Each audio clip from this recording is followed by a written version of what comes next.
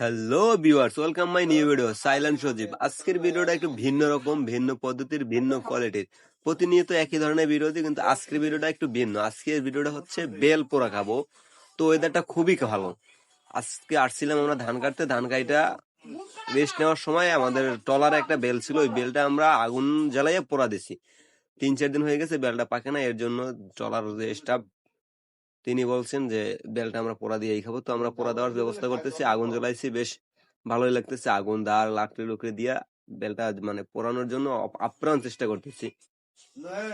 তো আগুন দিয়ে আমরা কিছু সময় অপেক্ষা করছি, তারপরে এর ভিতরেই আমাদের একটা ভুল হয়ে গেছে। ভুলটা ছিল এই, বেলটা পোড়া দেওয়ার সময় আমরা বেলটা ছিদ্র করে দিই নাই বা মাটি লাগাই দিই নাই। যদি মাটি বা ছিদ্র লাগিয়ে দিতাম তাহলে এইভাবে ফাইটা দিত না। তো যখন এটা ফাটছে তখন মনে হয় বিস্ফোরণ হয়েছে, মনে হয় কি জানেন, এই যে টেনিস মিটার বাস্ট হলে যেরকম ধাপ করে শব্দ হয়, বা এই ভোম আছে না, ভোম ফুটলে যেরকম শব্দ, সেম এরকম একটা আওয়াজ হয়েছে, বিকট আওয়াজ, যা মানে পুরো এলাকা একটা হিবিজিবি হয়ে গেছে। তো আমরা আইনা পরে বেলটা আইনা খাওয়া দাওয়া করলাম।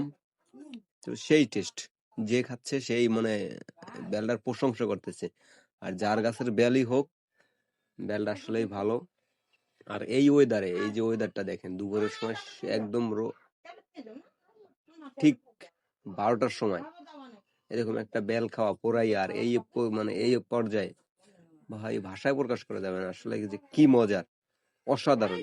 পরিবেশটাও খুব সুন্দর, সুন্দর পরিবেশে সুন্দর মুহূর্ত, আর তার সাথে যদি থাকে বেল পোড়া, ভাই বুঝানোর ভাষা নাই। তো বেল খাইতেছিলাম, বেশ ভালোই লাগছে। তো আপনারাও চাইলে খাইতে পারেন, আর বিশেষ করে সবাই ভিডিওটা শেয়ার করবেন। ধন্যবাদ।